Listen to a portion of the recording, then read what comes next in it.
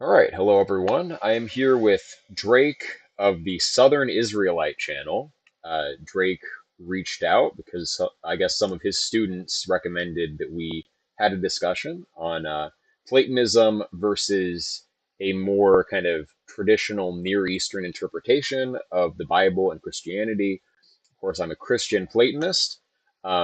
In many ways, I emphasize the Platonist aspect of that. I don't consider myself an expert on the church fathers. I have read many of them, and I care about the Christian tradition, but I'm not a biblical literalist like Drake is. And I think this will make for an interesting discussion. He has some unique views. So, to get started with, if you just want to introduce yourself to our audience, and then maybe you can kind of explain, what is your position? Where are you coming from? How do you come to it? Yeah. So my name's Drake. I was raised kind of atheist, and my parents would take me to like a liberal Lutheran church when I was younger. They didn't really talk much about the Bible. I didn't really care much about anything or know anything about the Bible or religion until I was about 19. A friend of mine who was a Hugo Boss model he had a drug overdose in Milan, Italy. He was my best friend, and he about died. And he like prayed to God for the first time in his life right before he died, and asked God to save him because he thought he was about to die because he was blacking out. And he has a radical conversion experience, and he was a total drug addict, womanizing degenerate, and I was too. And he was my best friend, and he comes back to Louisville, Kentucky, where I lived at, and started witnessing to me about the scripture. And I had a very powerful conversion experience myself. This was back in 1999, and yeah, from there it was a lot of warfare, intellectual warfare about where the hell I'm supposed to go to church, and trying to weave my way through all these thousands of denominations. And it was a lot of study. Um, I went to Bob Jones University for university, which I think was a great school. I think a lot of young men would really benefit nowadays from a military school education, and it could for the discipline and the ego destruction that is necessary for most young men.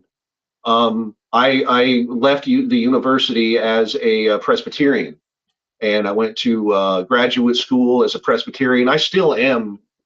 I do believe the Presbyterian theology to be the distinctives of Presbyterianism to be what the New Testament's teaching. There's just a lot of baggage that was still left in the Reformation, a lot of metaphysics and Neoplatonism. My I was a minister in training in the Free Church of Scotland up until 2011, 2012. The first thing that got me out of traditional Christianity was doing a deep dive on the Trinity and the early church fathers' metaphysics. And over the years of studying, I read everything, all the Eastern Orthodox guys. Me and Jay Dyer were going back and forth with each other back in 2009. He knows me very well. We've never been friends. We've always been enemies. Me and Jay and Perry Robinson and Daniel Photius Jones and Jay Norman, all the leading old school Eastern Orthodox apologists, we were going at each other hard back in 2009 to 2011. And just getting more and more acquainted with the early church fathers and the ecumenical councils, I couldn't believe in this Trinity thing anymore. Because the first thing that was just really mind shattering to me is realizing that I've cataloged 40 different versions of the Trinity doctrine. There's like 40 of them. Hmm. There's like four primary ones: the Eastern monarchy of the Father, the Latin version, and then a few Sabellian offshoots of that. There's like 40 of them, but there's like three or four primarily. And that was really, really disturbing to me when I realized that. And I just started questioning the whole process of metaphysics. Just the whole thing just seemed extremely arbitrary to me. The whole concept of metaphysics, this reification of some noumenal realm, I had a really big problem with it. And I left Christianity back in 2012. I relinquished my status as a minister in training in the Free Church of Scotland. And over the past 13 years, I was for about a year and a half after I left Christianity, I was just really bitter at life and um, didn't really trust anyone. I thought everything was a conspiracy at that time in my life, and then I got it really hard into the Hebrew roots movement. There was a lot of guys in the Hebrew roots movement who were saying a lot of stuff I said and had very similar experiences. That it's very obvious the church is trying to interpret the Bible through Greek metaphysics, and we should be interpreting the Bible through the parameters and the philosophy of science that you find in the Old Testament. And I got a lot of close friends in the Hebrew roots movement. Found out in probably about 2 years of being involved with that was just another Baptist Jesuit psyop. It's just kind of more Judaizing Baptist. It's just the Baptist church with a little bit more Nation of Israel flair in it, in the Hebrew roots movement. Really wasn't satisfied with that, and I've just kind of started my own thing, at least here in the West. But basically, I've written 28 books on all this stuff, of my departure from Christianity to early Messianic Judaism. What I discovered in the Hebrew roots movement, which is true, is that the original religion of Jesus and his apostles was this Jewish religion they were called the Nazarenes.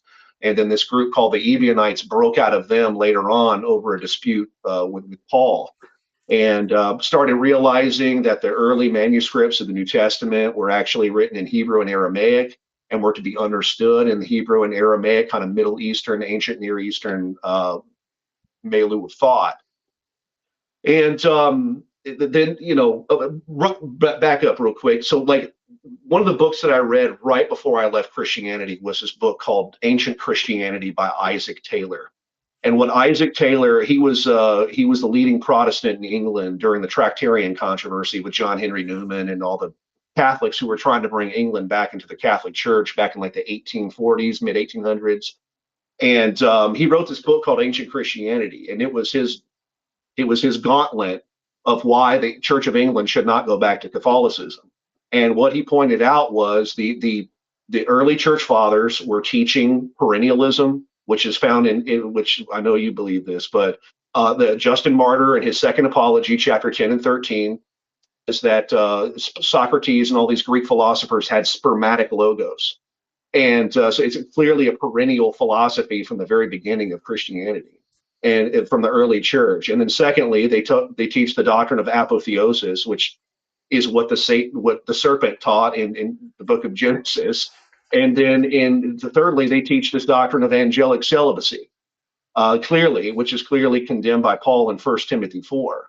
And so what Isaac Taylor was saying was, screw the church fathers, just screw them. Like all these Tractarian scholars were like, oh, Calvinism contradicts the church fathers. Calvinism contradicts the church fathers. And Isaac Taylor's like, fine, screw the church fathers. I think they're antichrist people who led us astray. And here are my reasons. And he fills that book with proof that they taught these things. And I think it's indisputable that they taught these things. And so I've just completely just abandoned Western philosophy in toto. And I have adopted the ancient Near Eastern way of looking at the Bible. You begin with a philosophy of sympathetic magic as your inner science and physics. Your cosmology is flat Earth, which I've been involved in for over 10 years in all those debates. I've debated all the biggest dudes. They've never even remotely challenged what I have to say. You don't have a natural law theory. We don't believe in natural law. The moral system that's in the Bible is a very forensic law system. It's just God's opinions on stuff.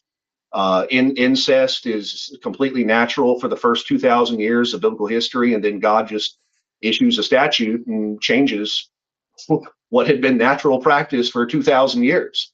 It's not a natural law theory. It's forensic opinions that God gives from his position of sovereignty. And so it's a might makes right theory of morality. And that's the bare bones of it right there. I could go into more detail, but I don't want to monologue too much. It's very interesting. So, of course, I'm coming from a very different perspective. I would Yeah, place philosophy first, just because I think existentially that's the position that we are in order to come into any particular theological view or interpretation of Christianity, religious worldview. You're going to have to rely on your senses, your yeah, reason, your interpretation of the evidence, and so we're kind of just in this boat where we have to discern how we come to a valid worldview. In that process of, evaluating how we ought to be arguing, how we ought to interpret sense data, the various ranks of priority and trust we should place on our different epistemological faculties, isolating those faculties, and then employing that data in theory building. Like that's just the boat that we're in order to arrive at any worldview. We're going to have to develop our own philosophical norms and methods, and so, because that's what's given, I would say that God is de facto prioritizing prior to religious revelation our natural philosophical capacities. Because, in order to come into a religious worldview, first we are employing philosophical methods, whether we call them philosophical or not. So, I yeah, would depart from you like with the very first premises. I am not a biblical literalist or even inerrantist. I don't think the Bible itself says explicitly that every propositional statement contained in it is true. Paul says some things about scripture. It's edifying, wholesome, etc. I forget the list of adjectives, but infallible is not on that list. And I don't know that there is any biblical passage that says, by the way, everything contained in this book is uh, inerrant or infallible. And of course, the authors of the earlier sections of the Bible didn't know what the whole Bible would be, which books would be in it.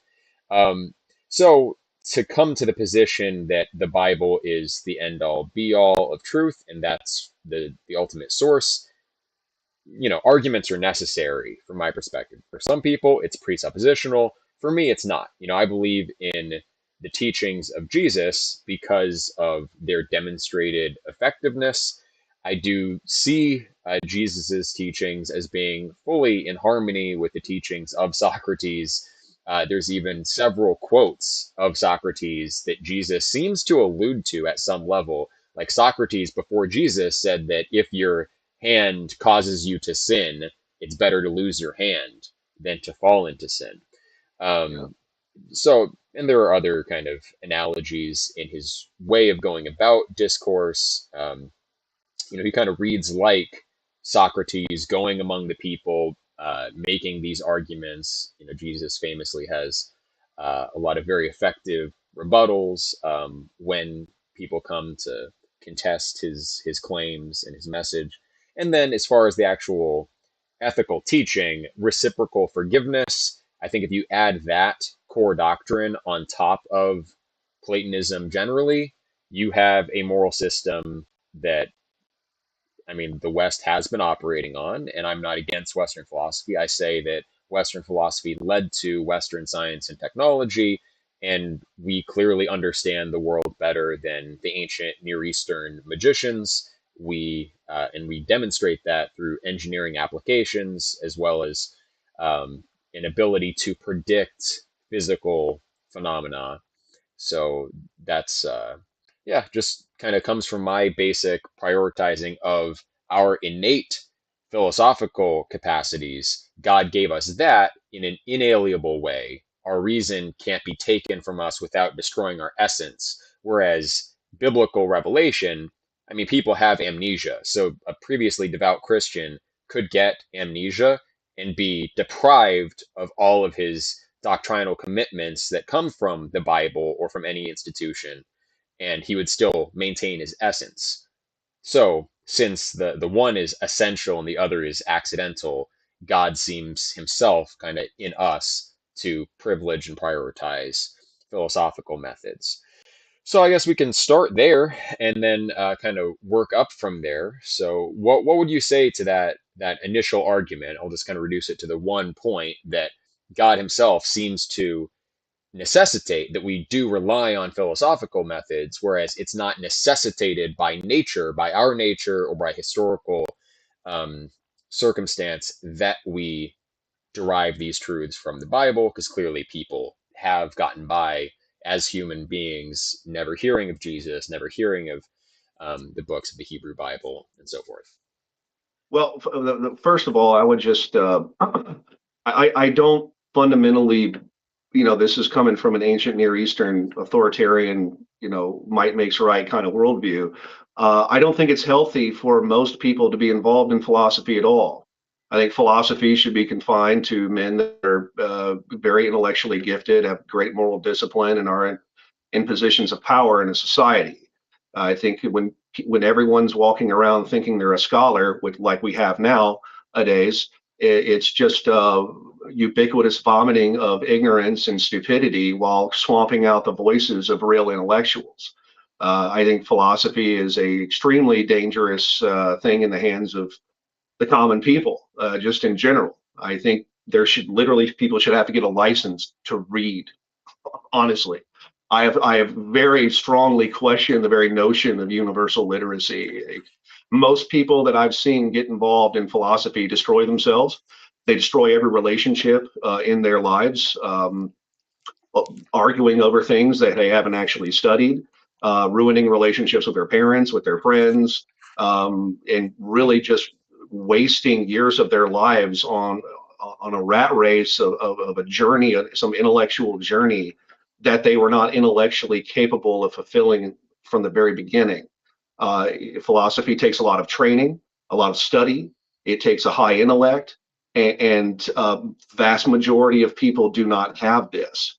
That would fundamentally, in the opposite of the idea of raising of conscience, people's conscience need to be raised. No, people's conscience needs to be lowered. It needs to be more simplified, at least among the masses of people. Obviously, you're going to have your scholars and your professional statesmen, in any functioning society. You're going to have people in positions of power who need to be masters of these issues. But among the common people, I think from what I've seen my entire life, and especially with the rise of the internet, universal literacy and like getting people debating, like common people who work a 40-hour job debating stuff on the internet is a complete waste of time.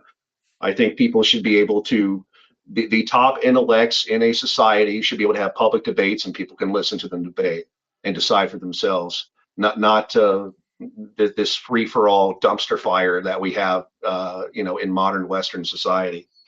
Um, Mhm. as far as what you said about using your senses to do science, isn't that a little difficult when I mean, like literally the last guy I debated on Fight the Flat Earth, he's a I mean everything he's doing is based on some form of Neoplatonism, and he literally said in a debate he had with one of my students, you can't even see your hand before your face. That's a direct quote of what he said.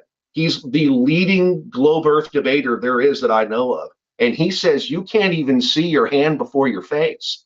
This intellectual noumenal construction of reality that has gone on in the West has come to such a point of obscurantism where leaders of Western science say you can't even see your hand before your face. Oh, well, Mhm. how can you trust your senses believing in Western science? Right. Well, that's what I was saying before. You have to rank order the trustworthiness of your different epistemological faculties. So, the most reliable predictive tools are not sensory in nature, they are theoretical and specifically they're mathematical, right? We Yeah. write equations to describe the physical laws, and then we apply those equations given observation. But one piece of sense data isn't itself all that reliable, which is why experiments need to be repeated. You have to interpret that sense data in a very strict sense, right? Sensation alone doesn't tell you of the existence of your hand. Like raw sense data is just data, and it needs to be interpreted by your faculty of understanding to then model what is it that you're looking at, which is why when you're disoriented, you see a blur of colors with your sensation, but you don't immediately understand the room that you're in. That's why optical illusions work as well, because your senses by themselves don't tell you the nature of the physical objects as they are. It requires understanding and interpretation of sense data to get to a grasp of the object itself. And like I said, any one piece of sense data in isolation is not all that reliable. But I also want to address your previous point so that we don't drop points. It's interesting. It's kind of a Platonic line that you're taking, that philosophy is dangerous and shouldn't be handled by the common people. That's what Plato says in the Republic. He says you should not be trained in dialectics until the age of 30, right? You should go But through the basic kind of grammatical and other training and then go through mathematical training for 10 years. And only then should you learn dialectical methods. The hazard being that a young man who is trained in dialectics will rationalize himself into whatever he wants. And you rightly note that yeah, philosophy is capable of destroying, especially bright young men. It's a source of temptation, it is a source of hubris. So, taking that in the Platonic vein, yes, we should kind of restrict to this esoteric within the wall space the approved academic activities. There should be some kind of vetting process to be able to participate in that. And the Western academia, while imperfect, is that kind of process, whether it is just explicit like certification, credentialism, or whether it is demonstrating a certain style of scholarly research where, to get peer reviewed, you have to primarily, they're looking at the format of your paper, right? So you're demonstrating in the way that you present your findings that you are conforming to all of these norms. And to be inculcated into these norms takes time. So you're kind of demonstrating your due diligence and saying, I'm not some dilettante, I'm not just some rando, posing as a philosopher or scientist. So we can do, I interject real quick? yeah, I want to. sure, sure. All right. So you're saying that I would agree a lot with trad Platonism when it comes to statecraft. The problem is that Christianity has developed its own theory of Platonism called logos theology. And what they taught was, again, beginning with Justin Martyr, was that the logos was working through the Greek philosophers, this kind of metaphysical uh, if presence of reason was working through the Greek philosophers to break the Gentile people away from pagan idolatry. And there's it's kind of this intellectual evolution. And when Jesus, the true logos in the flesh, came, he kind of jumps in the Platonic concept of man and raises. He's in this process of raising it up this chain of being. And over the past 2,000 years, we have been in this process of intellectual evolution. And so, because of the Christian version of Platonism, people think that they've entered into an age of perfection, that there was this huge perfectionist movement in the 19th century with the Wesleyans. John Wesley, Charles Finney, John Humphrey Noyes, and the creation of the Oneida community up in New York. It was massive. They were behind abolition, the abolition of slavery, enormously influential movement called perfectionism. And it's all based on this Christian logos theology. And the problem is that the Christian version of Platonism thinks that there's been this massive evolution of humanity, which is not the case whatsoever. I maintain we still live in an Old Testament world. This world is just as ruthless and bloody and malicious as we read in the pages of the Old Testament. It's just your government and your mass media censor what's going on the mass media. But everyone thinks that they're a scholar now, and they think they're a scholar now because of logos theology. They believe that human beings have evolved spiritually over the last couple thousand years, and so we know the common masses of people don't need to be suppressed under these older institutions of theocratic government, of patriarchy, slavery. We believe they believe we should be liberated from these ancient shackles because of this Christian version of Platonism called logos theology. I would just to respond to your quote about Platonism. Okay, I see what you're saying. Yeah, I don't know that Plato himself, I'm more of a traditional Platonist, would endorse that development. But I would say that I do think the average people have more correct opinions about the nature of the physical world. Morally, I think we have more wrong opinions. And the reason for that is that when you have a very advanced tool, a powerful thing like philosophy, it can be used for good or for ill. This is an argument that Socrates makes in the dialogues. Like the person who is the best at something is also capable of doing it in the very worst way. The example being like the bad mathematician might accidentally get a right answer, right? Whereas the really good mathematician could, if he wanted to, every time give a wrong answer.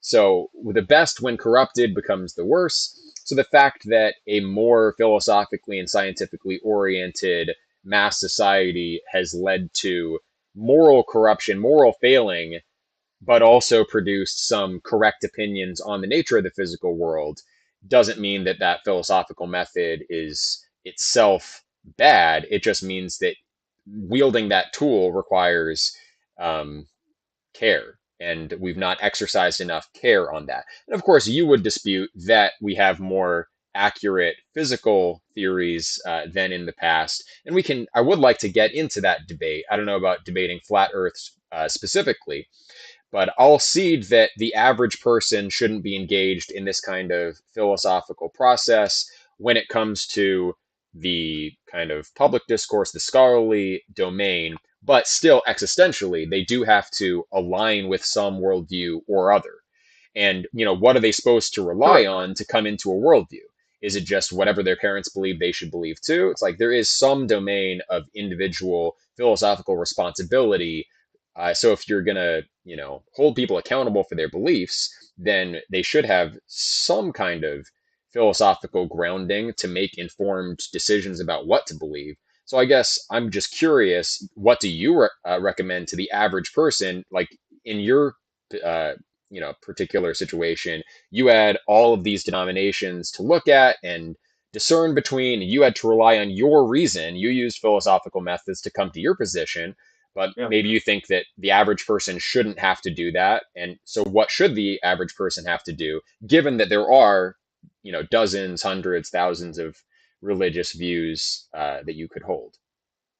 Well, I mean, obviously, I think that any good functioning society is going to want to rise the best among us. I mean, obviously, any reasonable government should, give the opportunity to someone who is highly gifted intellectually to apply for a higher position with more privilege in society. But no, going back real quick, you keep going back to mathematics over and over and over again. Have you read Professor Morris Klein's work up at NYU on the philosophy of mathematics? No, we could talk about that. I do want to get, Okay. because this is more a moral, like, it's a starting point. Before we decide what we believe, we're going to have to rely on a certain level of critical thinking on our own. So, how do you think that should be treated, and what prior? Because clearly, you justify your position through your own rational faculties. You justified it to yourself in that way, and you would say it's a better interpretation than other interpretations, other paradigms, on the basis of your own critical faculties. So, what should that look like for the average person in a world where there are multiple religions you could subscribe to? Trying to really grasp what the essence of your question is here. So you're wanting me to explain what I think common people the way that common people should be educated in society. Is that what you're asking me? What role should critical thinking and philosophy have if we're going to hold them accountable for their beliefs? Because Mhm. I don't know if your vision of Christianity is fideistic or what, sole fide. Like, are you a I fideist? completely abandoned the whole label Christianity. Christianity was a word Okay, that Greek and Roman people were calling the early believers in the Messiah. The early believers called themselves Nazarenes. When you read the book of Acts, that mm, that magistrate calls Paul a ringleader of the sect of the Nazarenes. That's what they were originally called themselves. okay, Christianity was a word that Greek and Romans came up with and labeled the Nazarenes with. I would say right, Christianity is a Gentile apostasy among the early believers, which is exactly what Paul predicts in Acts chapter 20, 1 Timothy 4, and John predicts in Revelation chapter 13 that the fatal Okay. wound of the serpent would be healed. Now, I just completely abandon this Sure, sure. Greek That's fine. That's fine. Greco. I can Yeah, accept all the right. semantic point on the term, but I do you know it believe sounds semantic. salvation? It's huge. It's No, not it's semantic. There's bigger. a I lot of recognize it's bigger substantial than meaning. that. Just Yeah. I use the term Christianity, which is why you went into that. But I want to kind of rein it back and address the first principles first. All right. So, do you believe that salvation is achieved through faith alone? I would hold to the Calvinist understanding of salvation, the 5 points of Calvinism. I'm total Hmm. depravity, unconditional election, limited atonement, irresistible grace, perseverance of the saints. I definitely believe that's what the New Testament teaches. I'm Okay, so from that salvation is background. achieved through what? Justification by faith alone. Well, Faith alone. again, justification is a forensic act, which is Right. because God is sovereign. There is no natural law theory. There's no forms above God that he's compelled to justify by. He justifies by his opinions. He, of his own opinion, he came up with a form of salvation. I'll just invent a statute called blood atonement. Blood atonement has nothing to do with natural law. It's blood magic from ancient Near Eastern philosophy. It's total blood magic. It has nothing to do with Hellenistic philosophy. He just invented it, and then he just invented this substitutionary, a very forensic juridical Okay. system where the sins of the elect are imputed to Christ. He bears their penalty for their sin on the cross. He dies for them in their place. Very juridical. And you notice that passage, I think it's in Luke or John, where he says that Jesus says, as Moses lifted up the serpent in the wilderness, so also must the Son of Man be lifted up. And remember that serpent in the wilderness, the Israelites, they were being bitten by fiery serpents. God commands Moses to use sympathetic magic to heal them, to rear up a snake. It's the Hmm. sympathetic principle of like for like, the hair of the dog that bit you. Just like what happens in modern medicine, if you get bit by a snake, what's the doctor use? He's going to use sympathetic Okay. magic. He's Gotcha. going to Gotcha. take venom from a snake, I don't want to get like ahead of for the ourselves here. principle of like for like. That's the first law of Right. sympathetic magic. You're, So the I think we'll have to gospel, address go that ahead. stuff later. Let's All just right. keep it on faith alone. And my point with Yeah. that is simply that if our beliefs and what we place faith in carries this enormous moral weight, then Yeah. the individual, when they have many different faiths to possibly subscribe to, is in Mhm. kind of a predicament. And what should they rely on? What should the individual rely on? Like you relied on your reasoning and Mhm. your understanding of empirical evidence. You chose the most rational worldview you could given your Yeah. state of understanding. So, what should people do? I would like for the people to rely on the Bible, on the Word of God, but people don't do that. They follow people. The Right. way that But, people's psychology works mhm. is they go with the people with power in their social group. But why That's the should we way people. believe the Bible in the first place, is the question, What's really. that? But why should we believe the Bible in the first place? Because there are Oh, other holy texts, other claims to yeah, yeah, inerrancy, and so forth. So why yeah. should people believe the Bible? Yeah, because the climates in the North and the South Pole are radically different, which is impossible on a globe. The dog cam sport footage where we see a heat transfer concentration on the lower atmosphere, which is impossible on the globe and only possible on a flat Earth. When you look in the equatorial region, when you watch the sun from noon to sunset, it will take a straight route to the horizon, change in angular size in magnitudes, which is only possible in the flat Earth. But then when you go 2 or 3 thousand miles north, in a northern latitude, the sun will come from behind you and take a hard right turn. Now, if the sun was 93 million miles away, the trajectory of the sun, the angular size of the sun would not change at all. It would be exactly the same. But we see the same change in angular size and magnitudes in the equatorial region take a straight trajectory to the horizon. But then in northern latitudes, it will change in size a bit, not as dramatically as it does in the equator, and then it will take a hard right turn, which is only possible in the flat Earth AE map, which is exactly how the Bible describes the world. And you can't have, and whenever I show the empirical evidence, which is undeniable, the Western science wants to drag the conversation into metaphysics. And I'm going to cut you off with your metaphysics with 2 points. Number one, with your theory of gravity, you got to have the sun be a supposedly a solid sphere made of gas, which no one's ever seen before, just completely mentally invented, that's exploding using a process of fission and fusion. It's exploding as a bomb, but at the exact same time, it's attracting all the solar system to itself at the same time. It's just complete bogus contradiction. And then secondly, when it comes to the high tide, Sir Isaac Newton says in the Principia Mathematica that when the moon's at the meridian, that local attractive force will cause the high tide. If that's true, then when the moon's at the meridian, we should all be just sucked out in outer space. It's ludicrous. So I mean, that's why we should believe the Bible. And secondly, Okay. fulfilled prophecy. I describe this in my book on the flat Earth. I have numerous books on this, on my index and miscellaneous treaties book on the prophecies in Daniel chapter 8, who predicted the rise of Alexander the Great, and then later on in chapter 9, it prophesies the coming of the Messiah exactly in the time period. There's a couple decades there that are very disputed among chronologists, but Daniel chapter 9 does prophesy that the Messiah would come around the time generally that we understand the time of Christ in the first century. And then in chapters 10 and 11, it predicts all the political machinations among the Greeks and the Seleucid Empire and the four generals that succeeded Alexander the Great. In the New Testament, my most favorite prophecy in the New Testament is their prediction of the Antichrist religion. Jesus says in Matthew chapter 7 that the apostates and the false believers that claim to believe in him, they will be workers of iniquity. And the word there in the Greek is lawless. They will be people who do not keep the law. And then in Acts chapter 20, Paul predicts that of his own disciples, the men who were church officers in the church of Ephesus, he says, of his own disciples, there will be grievous wolves not sparing the flock. The New Testament predicted that the people who would succeed the apostles would be complete apostates. And then in Revelation chapter 13, the most painful chapter in the New Testament for the Christian church. The Christian church has told us ever since the time of Christ, the gates of hell shall not prevail against the church. There'll be no apostasy. We're living in this millennium from the time of Christ all the way until now. On the contrary, John says in Revelation chapter 13, that last seventh head of that great beast, the fatal wound of Satan would be healed.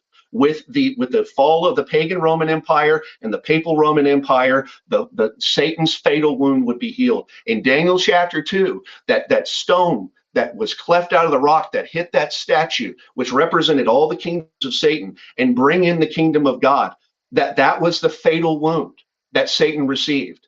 But Revelation, and the Christians love to talk about Daniel chapter 2. And we're living in the millennium. No, Revelation chapter 13 says the fatal wound would be healed. And so what does the New Testament tell us what was going to arise after the time of the apostles? There would be a mainstream religion. Jesus says, many will come to me on that day saying, Lord, Lord, not a few. He didn't say a few. He said many. This would be a mainstream organization. They would teach people not to keep the law. They would be the first disciples among the apostles. 1 Timothy 4 says they will teach celibacy. In Colossians chapter 2, Paul says they will be extremely ascetic. They will abuse their bodies, and the fatal wound of Satan would be healed. What religion teaches those five things? The Christian faith. That's what he was talking about. The Christian church is a Let's also extremely stop here powerful before we go on. fulfillment of biblical prophecy.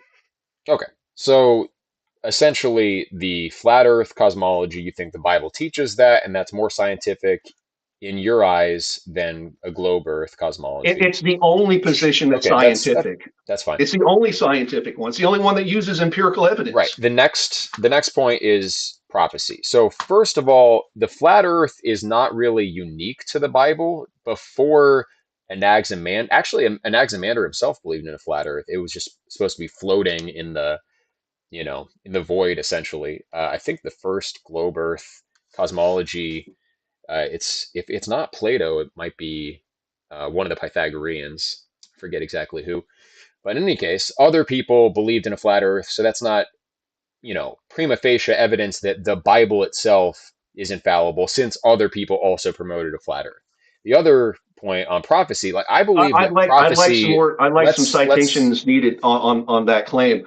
That because other worldviews the had held to a flat Earth. most dude, I wrote a 615-page book on this. I have a whole section on the history of all the ancient peoples who believed in the flat Earth, bro. And Anaximander They believed in a flat Earth. they did not give an 1894 Gleason map of the Earth. You read Proverbs chapter 8, where it talks about there being a ring around the earth that holds in the oceans. In Proverbs chapter Mhm. 8, it's like verses 29 to 35, something like that. And then Yeah. he makes the skies firm. The Bible gave a panoramic view of the world that nobody else understood until like the time of the exploration, the explorers in the like what was 16, 17, 1800s when they worked it Mhm. out. They were more localized flat Earth models. They were not panoramic Gleason map 1894 style flat Earth models. Right. But let's get into that specifically, but also the point on prophecy. I believe that prophecy is possible in general for the same reasons that Carl Jung believed that Mm-hmm, prophecy was possible. And it's from a Platonic perspective. So if mm-hmm, the reason principles of nature are reflected in our soul, which is the Platonic position, then we, like, all is in all but appropriately in each, we have those basic ingredients that then can be constituted through the action of the collective subconscious in the Jungian sense, or you can think of it in different frames. But I think that it's reasonable to expect that sometimes prophecies will be good, like Nostradamus famously. Many people interpret many of his prophecies to have been fulfilled. The I Ching is viewed as a reliable prophetic work. So there are other fulfillments of prophecies, and specifically the examples that Christians, I know you're not a Christian, you would say, but that people in your tradition would justify, they require interpretation. So, like saying how the serpent's head or beast's head, I forget, was wounded and then healed, like you interpret it in a certain way with historical events. I don't think that interpretation is just natural or naive. It's something that you're arguing for, but that doesn't constitute evidence. That constitutes your yeah, theory to yeah. explain the Yeah, evidence. the problem with that is I've written 28 books and like four of them were over prophecy, where I go through every other version of prophetic interpretation. And so, look, this is not for the common people. These are high issues that have to be debated among scholars, Right. and it's not easy. Going back, yeah, yeah. Go And ahead. we can't read all 28 books here on this stream, so we'll have to explain what we can I to know, but like to you're me, bringing because that, I'm you're talking bringing with up you, all but then these also details to that other people. I have dealt with in my Oh, books that's as a fine. Yeah, and we'll rejoinder, get and into the it's not a details that we rejoinder. can. I want to go I've back to dealt the with all most this stuff. general principle. I would say that the fact that prophecy is efficacious doesn't mean that everything contained in that text is true. That's not a logical entailment. Because I do think other prophecies have also been fulfilled, and yet that doesn't mean that everything Nostradamus said was infallible, or everything in the I Ching is infallible. Some prophecies being fulfilled does not logically entail that everything in the book is valid. Also, one scientific theory, even seeding flat Earth, which I'm not going to do, we will get into that. Even seeding flat Earth, just because there's one valid scientific theory in a work, doesn't mean logically that everything in that work is true. So I think even those two things don't necessarily entail that the Bible should be viewed as infallible. So because your worldview kind of relies on biblical inerrancy, what like I'm not convinced by those arguments, and I would Hmm. still say that philosophical methods are used to bootstrap. It's those arguments just aren't compelling enough or satisfying enough because they don't logically entail that everything in the Bible ought to be, totally trusted. So you believe that human knowledge means absolute metaphysical certainty. That's what you mean. That's what you believe human knowledge to be. Well, you are making the claim of inerrancy. I'm not claiming that knowledge is only absolutely certain, maybe in the strictest of all possible senses, and then I'm a Socratic that would say, like, I don't have any true knowledge in that sense. But you're making the claim of inerrancy. And so bootstrapping from, look, they have one valid scientific theory. Look, there are fulfillments of prophecies. Two, therefore everything in the book is inerrant. I think that's fallacious. Well, I don't believe that. I believe that the doctrines that the Bible teaches, when a scholar has the skills and the ability to go through, are all inerrant. I believe the doctrines, the texts of the Bible itself, I've never claimed inerrancy on that. The texts of the Bible, the readings of it have been grossly abused by the Christian church and by the rabbinics. I've never claimed that the texts that we have now are inerrant. I've never claimed that, and I never will Okay, claim it. interesting. So can you clarify then what the position is? Because you said people should rely on the Bible, but you're saying the Bible's not inerrant. So what is that No, ground of truth for your well, worldview? the doctrines that the Bible teaches are inerrant. The texts of the Bible have to be viewed and reviewed by scholars, and to get to the original intention. And I've done it myself. I don't believe in any time have I had a compromise of conscience while I was doing it. It was Okay. very obvious to me, like, take the New Testament itself. It's very obvious that the vast majority, and even that guy, that the atheist biblical critic, he's very famous. Uh, Forgot his name. He's done all kinds of big debates. Hold on, let me look it up. This is gonna. I feel stupid not remembering this guy's name. Famous biblical critic Bart Ehrman. That's his name. All right. Bart Ehrman. He wrote a book on this himself, and he agrees exactly with what I'm saying. And he said it. I didn't even know he had Wait, written this he book when I agrees came to these with conclusions. what? That the The, doctrines are inerrant? the New Testament, the variations in the readings, the additions that happened in the New Testament were very clearly because the church wanted to convince people to be against the Jews, to believe that in the doctrine of the Trinity, and to believe that the apostles did away with the law of Moses. That's very obvious. And Bart Ehrman will admit the conspiracy of biblical corruption is a conspiracy against my group, specifically against the Nazarene Jews. It was to suppress the Nazarene Jews and to bring Roman perennial Christianity into predominance in the Roman Empire. Right. That I mean, that I'm happened. not really in opposition to that view. I would be interested in reading about it, but that's not, it doesn't necessarily harm my position as a Platonist. I'm arguing more for philosophy over trusting in biblical Yeah, doctrines as the first you're principle. wanting you're playing. You want absolute metaphysical certainty. I have presented strong empirical evidence for why I think the Bible is true, and the all the problems I see in society Uh-huh. are all the products of Christian perennial metaphysics, and I Right. am convinced by the empirical evidence that I've presented. Right. I The, am the problem is, though, there this are whole other scholars idea. besides yourself who have divergent views. So the Yeah, fact that you have studied the matter greatly and come to the conclusion that all the doctrines are inerrant, that doesn't mean that I ought to believe the same thing, because there are other people besides yourself who hold the opposite view. So, like, if you want to persuade someone that the Bible ought to be viewed as the source, but also not exactly as it is, more like in a certain interpretive framework, what you believe the doctrines are, first you have to kind of clarify and demonstrate that they are the intended doctrines in the Bible, which that's a hermeneutical challenge, and there's a lot of disagreement there. There are biblical scholars who believe that the Bible teaches separate doctrines. So just the Bible itself, as we have it, isn't sufficient to nail down exactly what the well, doctrines are. So it seems like I there's a know you're lot of not telling the truth right epistemological now. I know by difficulties. looking at you, you're not telling the truth because you're wearing clothes right now. That's not in accord with natural law. Natural law would tell you to be naked.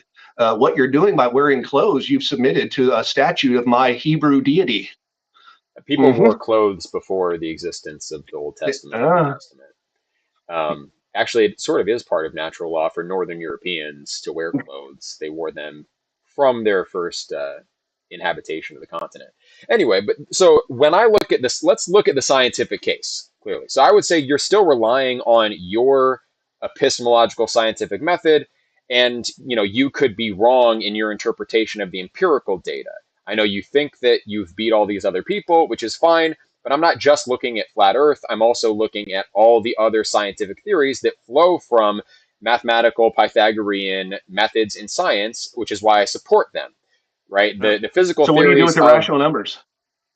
So what do you do with irrational numbers? that's a metaphysical question, not a physical question. I want to deal Well, with you're physical basing science your beliefs now. on I do have mathematics, a view. and I do have a Pythagorean mathematics is explanation of impossible that. with irrational numbers. And If you that's want to why jump, if you your want to brethren jump to killed that, Hippasus. if you want to That's jump why to they that, killed well, Hippasus. that's an They anecdote, threw him and there over are the many boat because he conflicting disproved stories. mathematics. There are many conflicting stories about the life of Pythagoras and the Pythagoreans. So just because that's an account doesn't mean that that actually happened. But Okay. yeah, yeah. So Gödel, Gödel incompleteness. What is that proof supposed to demonstrate that not all true propositions in any mathematical system can be justified completely within the parameters of that system. And Gödel himself was a Platonist, and he believed that demonstrates that there is a higher intuitive faculty that mathematicians must be tapping into besides discursive reason, that is algorithmic, stepwise kind of logic. Instead of just that stepwise logic, which computers can perform, Gödel believed that his proof demonstrated there was a higher intuitive faculty. The Platonists would call that nous, or the Mhm. intellectual intuition. And that's where these issues of irrational numbers and things like that are resolved, because in discursive form, when it's spelled out stepwise, the Greek mathematicians, the way they articulated these irrational numbers would be a kind of infinite regress of essentially fractions on top of fractions on top of fractions, and going on, which shows that that discursive mode of mathematics can't encapsulate all mathematical truth. So things like continuous irrational numbers, that the truth of them is still discernible, like all the digits of pi in principle can be proven. They just can't be encapsulated completely in discursive mathematics. So I think That's the the whole. history That's of the whole math, problem. That's the whole problem. Pythagoras said that the true essences of reality were integers or their ratios. That was the whole point. And Hippasus proved them wrong. So I'll ask you the same question that I asked Jay the well, moment no, before he kicked me yeah, off our debate, mm-hmm, and the same question that Andrew Wilson had a meltdown over me about. What mm-hmm. is the ontological status of an irrational number on the Platonic worldview? There are different types of numbers. So if you look at the Neoplatonic interpreters of Pythagoras, Mhm. when they're talking about his doctrine of numbers, they will say, like Iamblichus says this in his work on the general science of mathematics.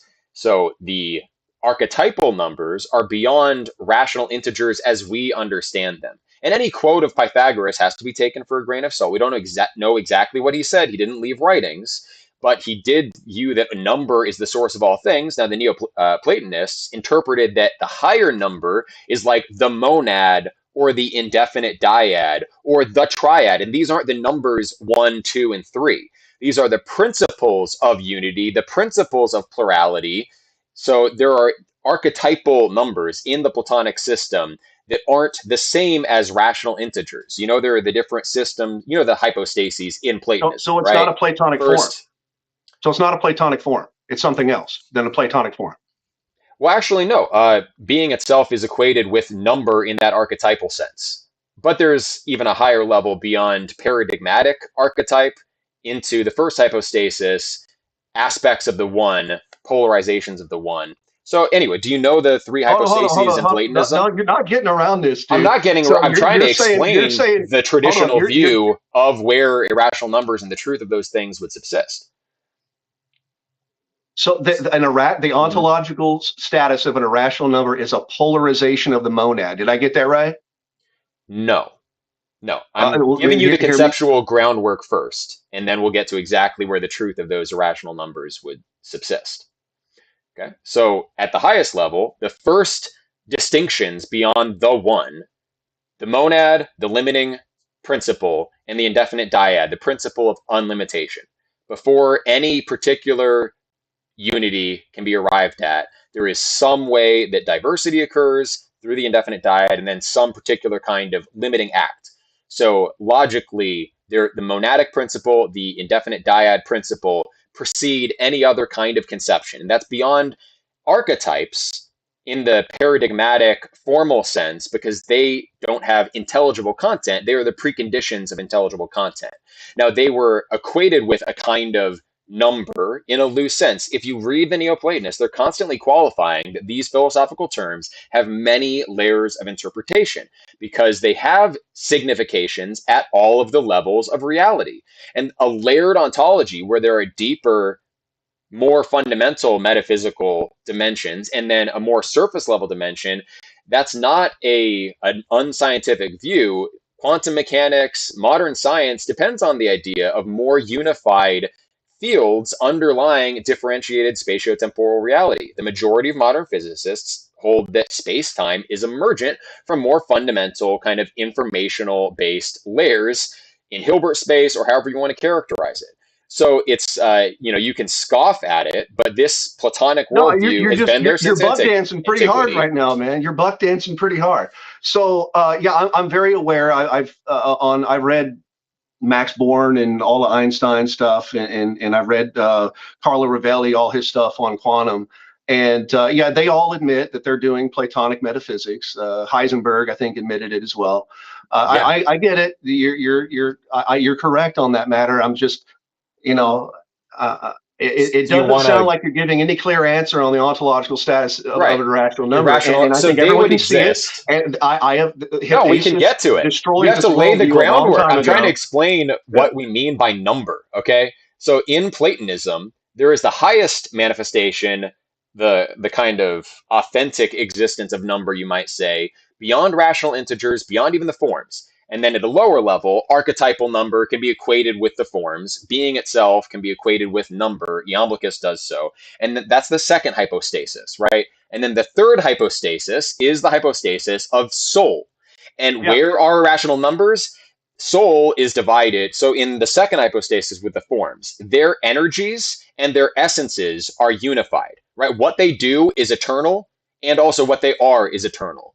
The difference with third hypostasis entities is that their essence is eternal, but their energies are in time.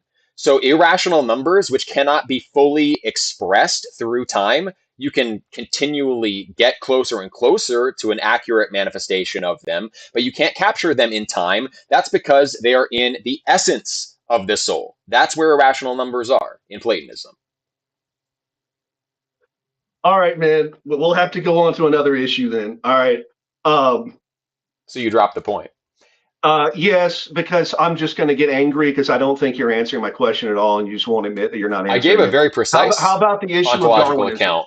You want to go to Darwinism? I think you've mentioned that in your Mhm. talks that about Darwinism. Yeah, You yeah, you yeah. think that's a big defeater for the Bible? Is that right? Right. I'm not a strict Darwinist in the sense of his original theory. I think there are Lamarckian elements as well in inheritance, and epigenetics basically proves that. But I think it's probably stronger than modern epigenetic theory suggests. I also think there are paradigms that organisms are tapping into. I like the work of Michael Levin, who believes that through bioelectric mechanisms, organisms essentially compute in this space, this phase space of possible body plans, what body plan to manifest. The process of morphogenesis, I think, is difficult to account for through simple Darwinian mechanisms or any like purely mechanistic procedure. Genes don't give the form of the body at all, right? How could they? Mm-hmm. Genes produce the building blocks of the body, but how those building blocks are actually constituted and arranged,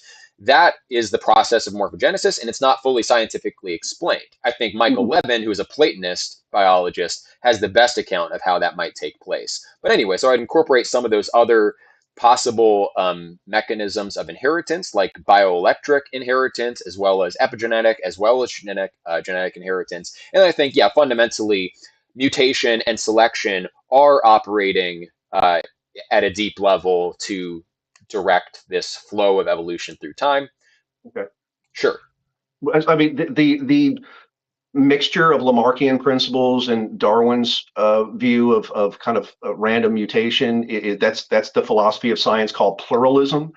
You cannot accept pluralism being a Platonist. That's a pragmatic view of science. You can't mix Darwin and Lamarck. That was a big criticism I made of Darwin's book in my book that I wrote against Why Darwin. can't I I, read as I a read The Origin Platonist? of Species from cover to cover, took detailed notes on it, and then I took a college course to update me on all the modern moving the goalpost fallacies that have taken place over the last couple hundred years. Mm-hmm. There's constantly changing their position because their position keeps getting refuted. Now, it used to be like an individual. Now, Richard Dawkins is saying that the object of natural selection is a kin. It's called kin selection, he calls it. So it's like a tribal 1488er view of biology and morality, which is completely opposed in the West. I'm pretty sure I know for a fact you are. You're more aligned with the 1488er worldview, right? You you're against That's not the, how I would characterize it, but okay. yeah, I think Uh, like racial identity is significant. Sure, yeah. sociologically, in terms of Yeah, just I your own want to hit on that. identity. I will get back to Darwinism real quick, but I just want to make a real quick point. Uh, The people that brought the Germanic people. I'm Anglo-Saxon. My mother's line comes from Germany. Our people were not converted to the Messiah and to the Bible by a Christian. We were converted to the Christ and Messiah by an Arian bishop named Ophalas. And we were Aryans for like 4 centuries and dominated Europe after we conquered the Roman Empire, kicked their fucking ass, and then took over Europe, pretty much the entire, pretty much the entire corpus of Europe. And then one of our kings, his name was Recared. He sold out. He sold out to the Romans, to the Romanists, and to the Nicene yeah. Christianity. But our people were not Christians. We did not accept the Christian metaphysical worldview right away. We accepted the Bible and the Arian understanding. I'm an Arian. My understanding of the relationship between the Father and the Son. I don't believe that Jesus is God. I believe he was created by God at the very beginning of creation, just Mhm. like my ancestors did, in the 4th century. This thing that I hear you doing this all the time, of like you're trying to like the white Germanic people. We need to go back to our roots in Greek and Roman philosophy, and it's like that's not no, dude. We were the enemies of Greece and Rome, dude. We were their. We've always been their enemies. And we, Okay, we were well, their we were their enemies when we yeah. kicked their ass and sacked their capital. We were their enemies when they had conquered our people and enslaved us, but we got our fucking revenge. And then in the Reformation, we're the ones that broke the Holy Roman Empire. The Germanic people are not Christians. We are not traditional Christians. We've always been the Well, enemy of Greece and Rome. when And I the don't know why West, you want to try to bring when us back when the to Rome. Germanic West, for the first time in recorded history, actually ascended beyond other civilizations in terms of mathematical and scientific accomplishment, that was under Christian civilization. That was under this kind of Neoplatonic inspired Christian scholasticism that you are against. So I'm all for returning to our roots in that sense. I think it did make us strong, but I also don't insist that people who join our white identitarian association return to the land all hold to Platonism or anything like that. I think the racial identity speaks for itself, and then creeds within that are what can divide us. Now, I'm all for education and knowing all of these different schools of thought, which is why I'm interested in having you on and having you explain your perspective. I think we can overcome doctrinal or parochial differences for the preservation Uh, of our people and heritage. But That's a anyway, fundamental disagreement we're going to have, man. that's fine. Ideology is huge. Okay. Ideology cannot be avoided, man. This Christian metaphysical worldview is behind all this stuff.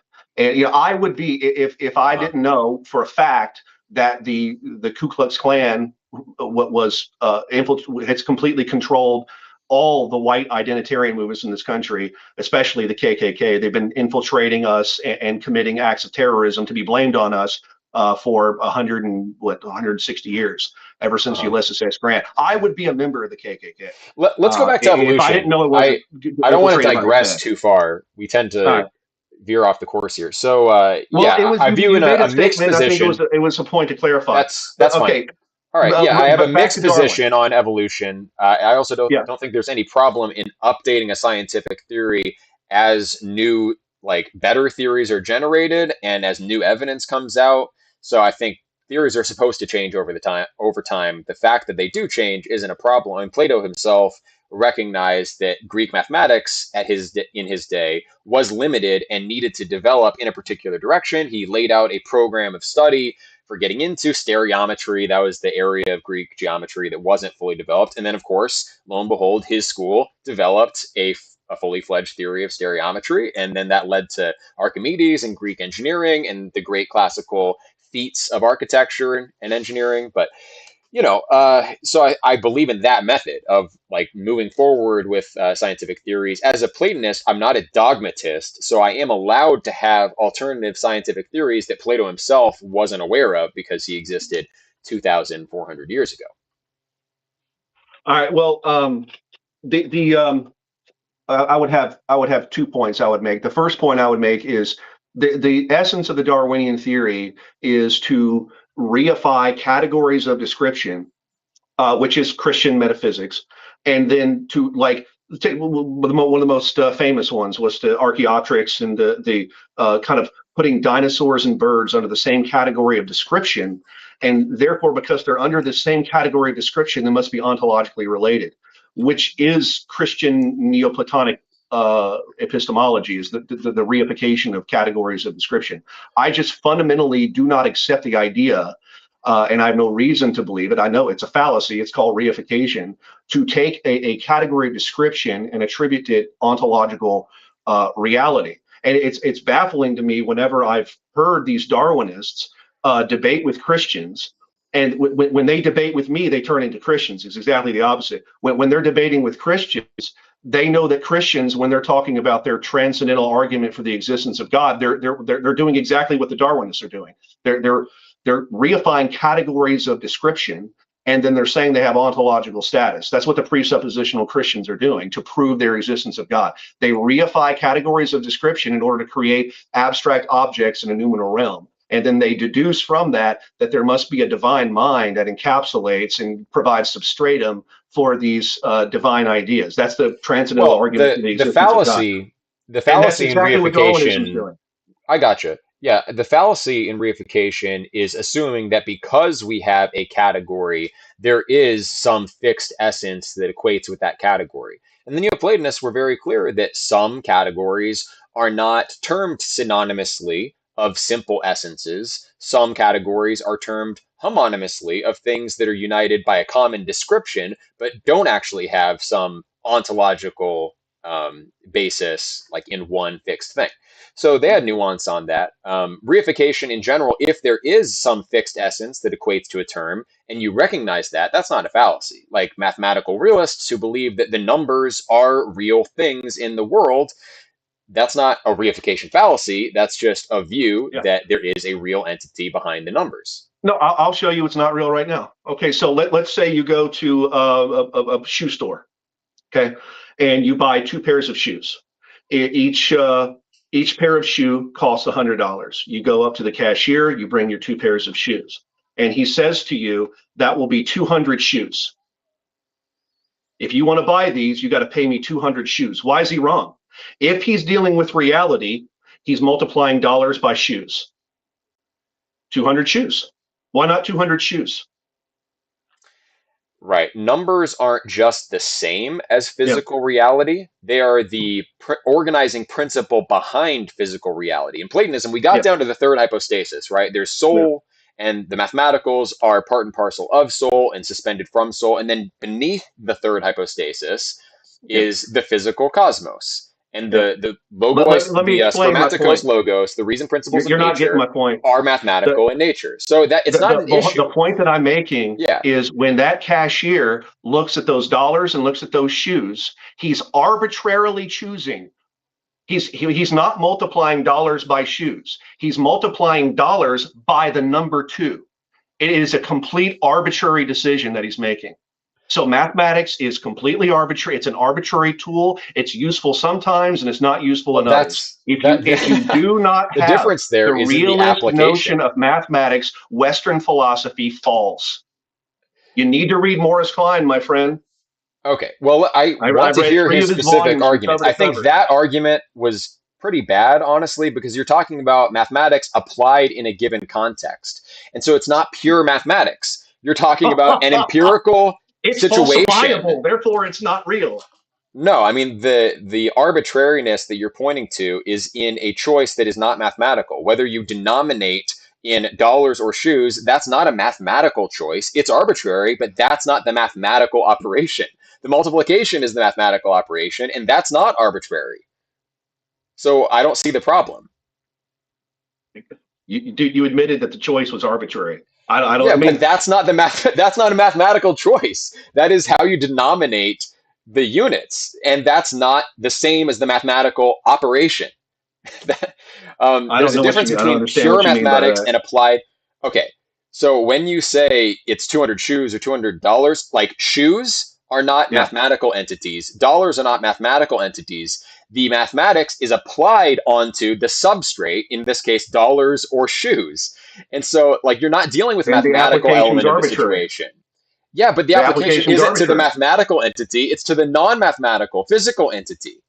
And it Okay, can be so arbitrary at that level because physical things that, we make choices in physical space between physical objects, and we can have arbitrary choice there. In math, we don't have arbitrary choice. I'll have to think over what you're saying, man. I don't understand the point you're making at all, Okay. but I'll have to All think right. it over. Yeah, yeah. Can we Maybe you go can send me into, a paragraph or some kind of quote to yeah, understand yeah, what you're yeah. saying. I don't get it. Let's go into mathematical realism more fundamentally, because there are arguments, of course, that if mathematics is just a useful description, it's a useful tool, then we don't have any justification for why it's reliable. That's my go-to argument when I think of nominalism in general. People say, oh, well, extended to language, these terms are just capturing similarities in nature, but then that doesn't give an ontological account of similarity and why it holds. The Platonic theory of forms gives an account of why different things in different places with different substrates can have similarity because they both participate of a common essence. In mathematics, we can say that there's objectivity because we are actually referencing real archetypal principles of the physical world. We have access to them because there's something in common between our essence, our soul, and these mathematical beings. So there's a ground. Why does mathematics work? Because we're tapping into a real realm. Why can these statements be true? Because we're talking about something actual. If it's just an approximation, if it's just a useful tool, why is it useful?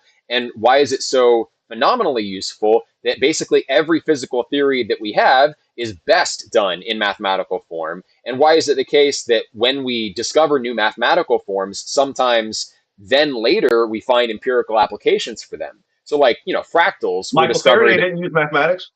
Michael Faraday, he was not trained in mathematics at all. Well, Look, and I science wanted to doesn't make this just point depend on real quick. I mathematics. wanted to make this point real quick. The real science that the real scientists in the West are not Western scientists. James Clerk Maxwell, Nikola Tesla, Oliver Heaviside, C.P. Steinmetz, Michael Faraday. These were ether science that I would maintain completely. The Mm-hmm. school of the Maxwellians was sympathetic magic. It was total sympathetic magic, and it was just a modern, just taking names over the same exact principles of sympathetic magic. And they are the men that built our electrical grid. It was not the Newtonians.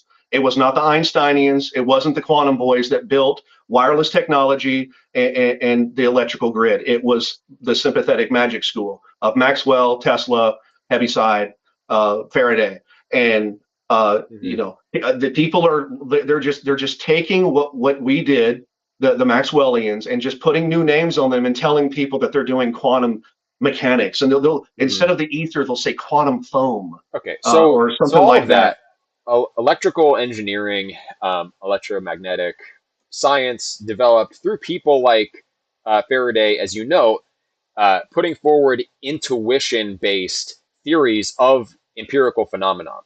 And that's a valid method in science. But in order to develop it into engineering applications, Maxwell had to come around and actually systematize and mathematize Faraday's observations. That's so as you get better in electromagnetic science, it becomes more and more mathematical. And why would that electromathematical description work if reality were not based on mathematical principles? So, what's your explanation for why mathematics is so useful in describing the physical world? Why does it work? Uh, yeah, Dr. Klein has a direct answer to this. You, Sure. you can use like an infinite number of philosophies of mathematics and geometry. That's why the non-Euclidean geometry exists. There's been just dozens and dozens of schools of non-Euclidean geometry that have arisen over the last century or more, and it's just a tool that you understand non-Euclidean. Have you studied non-Euclidean geometry? Yeah, I'm aware of why it Yeah, exists, but it's it dependent was it was on a dispute Euclidean. over All Euclid's of them fifth are defined. postulate. Yeah, all It of them. was it And was a dispute actually, over Euclid's. Yeah. Proclus, in his commentary on Euclid's Elements, says that Euclid is not putting forward an axiomatic system theoretically. He's actually building a teaching tool. and he recognized that he could have included more or less axioms, in fact. So Euclid was creating a sample educational instrument that described a flat spacetime. We don't have evidence of non-Euclidean geometries in antiquity, but at least Proclus recognized that it's not necessarily apodictic certain that you have to accept the fifth postulate. So anyway, non-Euclidean geometry is all defined off of a flat Euclidean spacetime, though, in the first place. So there is a primacy of Euclidean geometry in the rank order of different geometric systems. There are more fundamental Dude, mathematical I wrote a truths and then 600 more page book on the derivative, flat Earth. Dude, the heliocentric model is dominated, especially Einstein's theory is mhm, completely dominated by non-Euclidean geometry. Don't tell me right? Euclid has anything to do with what's going on nowadays. It's all No, no, no. non-Euclidean. The curved spacetimes, what is Yeah, that curve defined against? It's defined against the flat Euclidean space. That's why we call it a curved spacetime. you'll have to send me some kind of citation on that. I don't understand what you're saying. Okay. I don't know. I mean, I'll it's, have to it's think really a about that. basic kind of semantic point. If something is curved, that is measured against something that is flat. So to define a curved spacetime, as we have in Riemannian geometry, that is with reference to a flat spacetime. We only can call it curved as opposed to flat. And Aristotle says that you measure a curved line against a flat line, or a straight line rather. So and that's kind of just true. Any measuring tool has to have that linearity. That's why we measure with dimensions and not curves across multiple dimensions. In any Okay. case, to define a non-Euclidean spacetime, you're starting from a flat spacetime and then deviating Yeah. from it. Okay. To veer back on the conversation about Darwinism, because the conversation kind of bleeds into this. So, like when you have when you look at the system of metaphysics that Darwin and Charles Lyell and all these guys were in, what was his name? Thomas, the bulldog of Darwin, uh, Huxley, Thomas Huxley. What they were arguing against was the Christian understanding of science, and the Christian understanding of science was Neoplatonism, Mm, and it was what's the principle called the plenum formarum, and the idea of the principle of plenitude, that every as above so below, that everything that is in the upper world instantiates in the lower world. And what Darwin and Lyell and Huxley pointed out was that there's been numerous species that have gone extinct. Numerous species have degenerated, such as like the flightless cormorant, the kiwi bird with the little vestigial mhm, wing it has on the side of its body. Um, they were mentally shattered people. They were using Neoplatonism to refute Neoplatonism. They were reifying categories of description to try to prove that birds are dinosaurs, but then they were using these examples of species that have gone extinct and degeneration of certain animals, speciation, to disprove this idea that there's these upper world of forms. Because when I read Charles Hodge's book on what is Darwinism, the Christian kind of conservative Christian response to Darwinism, he openly espouses that species are immutable, and he espouses the plenum formarum, because that is the mhm. traditional Christian worldview, is Neoplatonism and the plenum formarum. So I would just, how does a Neoplatonist address the degeneration, the webbed feet, the vestigial wings of the flightless cormorant, the vestigial wings of the kiwi? How is that Right. possible on a Neoplatonic worldview? Sure. Yeah. I mean, there are a few possible explanations here. One, you're kind of invoking temporal A theory over a temporal B theory by implication. So the idea that what's happening now is what really exists and what happened in the past is no longer real. And Parmenides, of course, is a kind of temporal B theorist. Eternity is kind of manifest. Space time is a perspective on that one eternal thing. Reality is one, not many. And yeah, people would typically identify him as an eternalist. I'd be an eternalist. I think the majority of modern physicists are temporal B theorists or some related school of thought. They believe in the block time multiverse in some cases. I'm sympathetic to that view. I have my own kind of nuance that would distinguish me from a traditional B theory in the sense of who is this early 20th century guy who came up with the C theory, McTaggart. J.M.E. McTaggart, I think. Anyway, so he developed these different theories of time. A is this kind of immanentist, what exists now is just what exists. The past isn't real, the future isn't real. Temporal B theorists, that order of time is preserved, but the past is real, the future is real. And then McTaggart's C theory is that the order itself is somehow illusory. And I have a mix between B and C theory. That would take a long time to explain. But anyway, that's the first approach, is that B theory is true and not A theory. And then this plenum verarum kind of problem wouldn't necessarily be an issue. The second way of addressing it, and I don't think this is the strongest either, but it's a way that Neoplatonists can address it, is that Plato himself says that the form of the ideal state is a true form that can be intuited, but it's not always instantiated. So not all Platonists, clearly Plato himself, didn't subscribe to this principle that every form is always instantiated. And then the third way of approaching it is a multiverse cosmology, and that's actually what I subscribe to. You can interpret some of Plato's myths in that way, like the myth from the end of the Gorgias, or even the Phaedo. He talks about different levels of the earth. And yes, there's like one earth at the center, but we can view that metaphorically as opposed to literally, and say that he talks about reincarnation into different levels of this existence, more rarefied realms. What he actually describes is the earth is far, far larger than we think, and there are these big depressions in the earth. And what we think of as the surface of the earth is actually one depression out of who knows how many in this far larger cosmos. And I think that could be an indication that he believed that Anaximander's theory that all possible worlds exist was tenable. So I'm an Anaximandrian in that sense, that I do think that all possible worlds do in fact exist. I'm also a temporal B-ish theorist, an eternalist. So I think that all forms are actually manifested. They're just not manifested here on this one Earth. Now, as far as justifying a multiverse, you can bring that in because it serves other theoretical aims, and it helps to explain empirical theories or helps to explain philosophical theories. I mean, famously, Lewis explains it in his work on counterfactuals to explain the truth status of counterfactual statements. Like, if Johnny had made that basket, then his team would have won the game. If that's actually true, and it seems at face value that it's falsifiable, we can know that, hey, that's a true statement or a false statement, then there has to be some referent of the phrase. And so the fact that we can make truth claims about things that aren't imminently present to us implies that those counterfactual scenarios are actually actual in their own parallel realms. Of course, there's the many worlds interpretation of quantum mechanics. I'm not a strict MWIer, but I have a similar theory myself. The specifics of my view, I think there's no way we can get into. But those are three basic arguments to address that contention, and you can go ahead and All right. point at any of So those. my first response to those attempts to avoid this problem is I think again you're using reification, you're reifying time.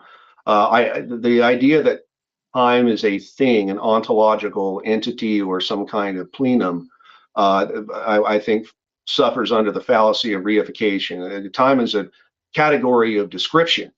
And the other response I would have is that this whole idea that you can have one of the Platonic ideas not instantiated into the lower realm, that's just special pleading. And I'm sorry, don't can see you, how can you that's a actually solution repeat at all. what's the special pleading? Can you repeat that? Saying that just for this, we'll just say that one of the ideas isn't instantiated in the lower realm. It's just special pleading. No, my point is that the idea that all forms are instantiated at all times is not genuinely Platonic, because Plato himself doesn't hold to that. So it's not a logical Plato entailment. did not believe in the plenum forum? According to Really? the text of the Republic, yeah. He said the ideal state is not in existence in his present day on the earth, and yet it's a real What form. wasn't it? Hold on. What wasn't in existence? What wasn't in existence? The ideal state, which he says has a form. He says very explicitly. Okay. All right. It's special It's pleading to not me. it's not a logical entailment of the theory of forms that all of them are always instantiated. It Because seems, I it's mean, especially as a Christian, mhm. you're making one of the attributes of God obsolete. That seems What do you mean? impossible. In the Christian worldview, the Yeah. Platonic forms are attributes of God. They're inside of his Right. mind, Right. right? I'm not Mhm. misrepresenting. I was a Christian for a long time. The You're making one of the attributes of God obsolete. I don't see how that's obsolete. If it potentially will be instantiated, it still has causal efficacy. It's just not actual. So the way that the Neoplatonists responded to that or addressed that, because similar contentions were raised in their day, they would say that the forms eternally emanate their activities. They don't cease energizing ever. They always bestow their benefits potentially on all things, but not all substrates are suitable to receive those energies. So when the substrate is situated such that it can instantiate the given form, then the form appears. So the form is able to then act eternally and potentially always will affect something at some point, but it doesn't always have to be instantiated. That can be a failure I of the substrate, not of the formal principle. It seems pretty arbitrary that you would appeal to Plato saying the ideal state of pretty much like the whole Earth some doesn't exist yet, and somehow that applies to like degenerated or extinct species of animals, because Why wouldn't there it? are birds now, there are Mm-hmm. kiwis now. So like, how could you have animal species be equated to some kind of political state? Because they're both forms. I mean, Plato himself compares the ideal state to an animal form in the form of our individual psyche. Sounds like special pleading to me. I But think it's just consistently look, applying the logic, actually. Eric, I'm becoming I'm this is very above the shoulders here.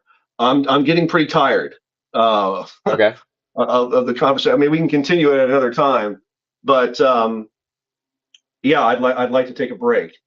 Um, All right. I mean, we can maybe we can continue just. another conversation maybe next week or a couple weeks Oh, after, okay. if you'll have me. I'm not trying to force myself on you. I'm becoming a bit weary. Okay, I gotcha. Yeah, yeah. So, Interesting. Well, how about to end? I still want to hear you really articulate your view, your materialist view, because that's what yeah. I think people will find interesting. So you believe that God is an embodied being above the Okay. firmament, right? Yeah. And that Yeah. he comes down. So how does that work with, like, has he always existed? Did Jesus always exist? Is Jesus also an embodied being? Did Jesus descend from above the firmament? Like, what is your Yeah. worldview there? Yeah, so like in First Kings chapter 8, Solomon's coming into his reign, and he's prays to God. I think it's like verses 31 to 32. He says, "Lord, hear thou in heaven thy dwelling place."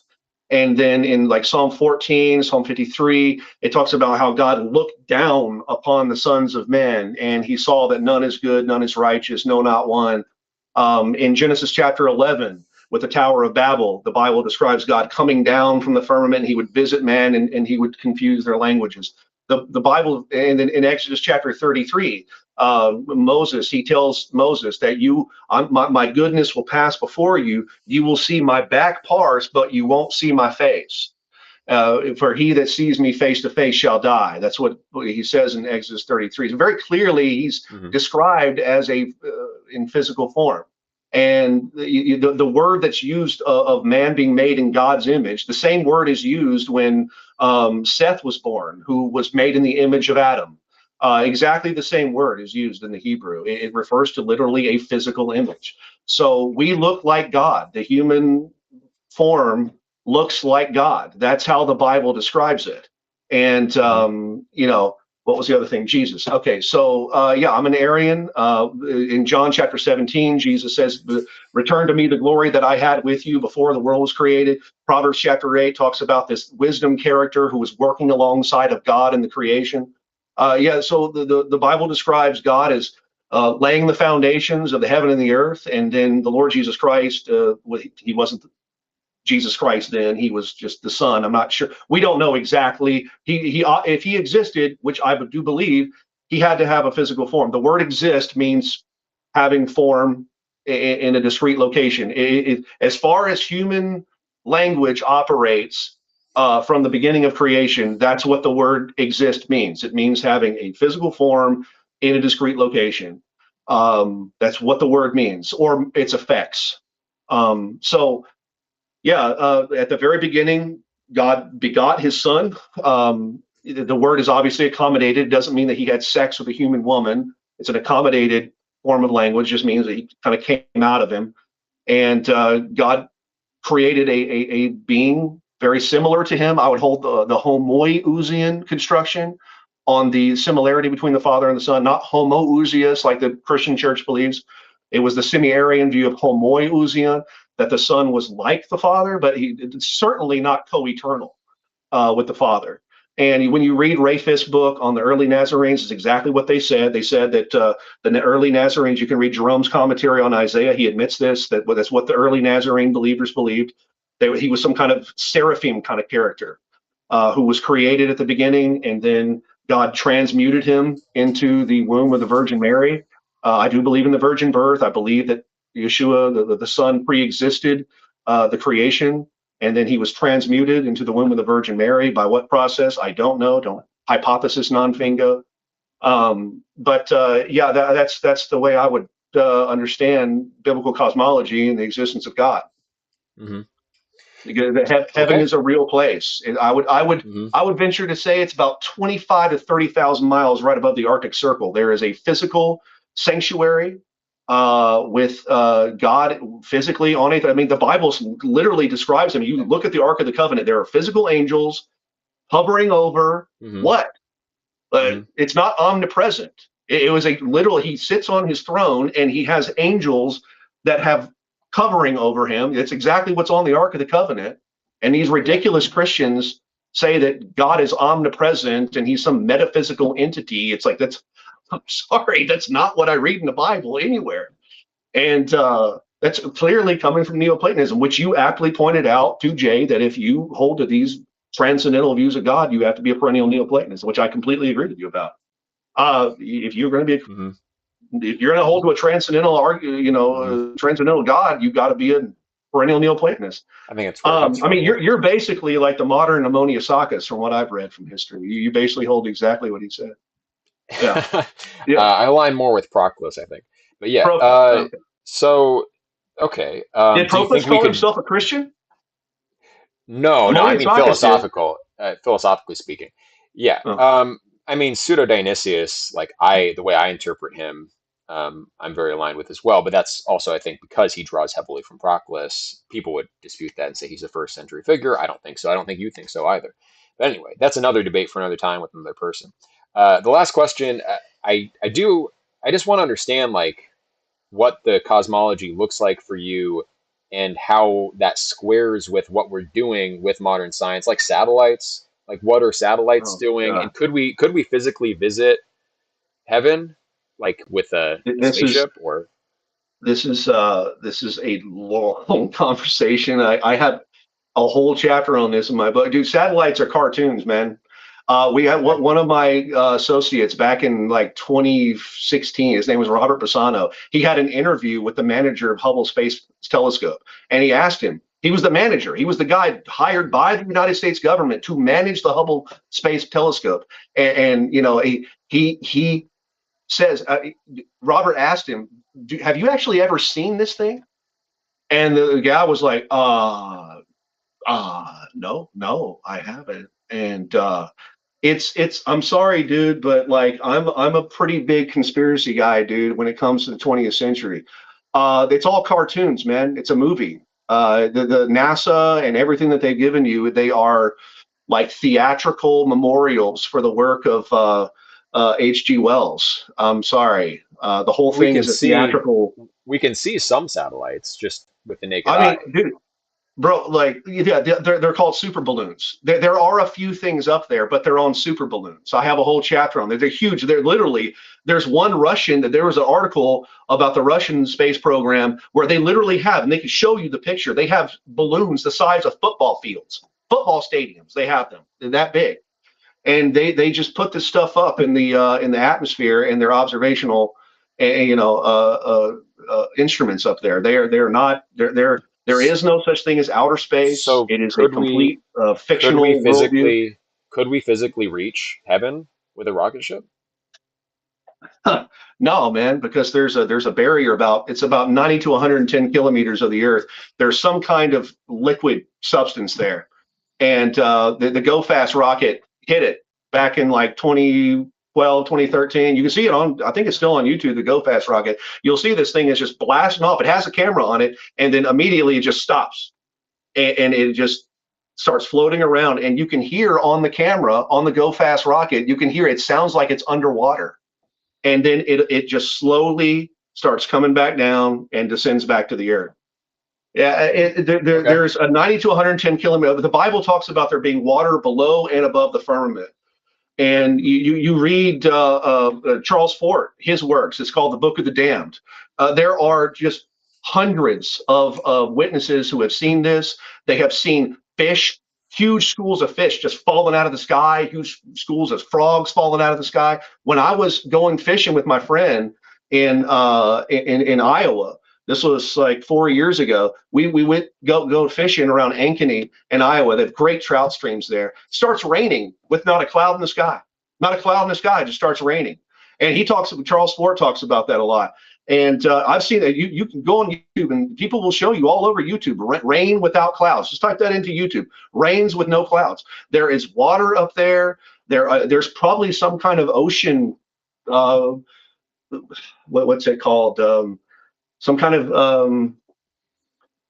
forgot what the word is in science. A lot of animals, ecosystem. There's like an ecosystem up there, in up in the sky, man. That's Huh. Okay. and of course these kind of testimonies, they'll never be introduced into Western science. That's why Charles Fort, he labeled his book the Book of the Damned, because Western science won't allow it. He had a student of his who wrote like another 30 books documenting all the stuff that Western science won't allow in their textbooks. Yeah, yeah, yeah.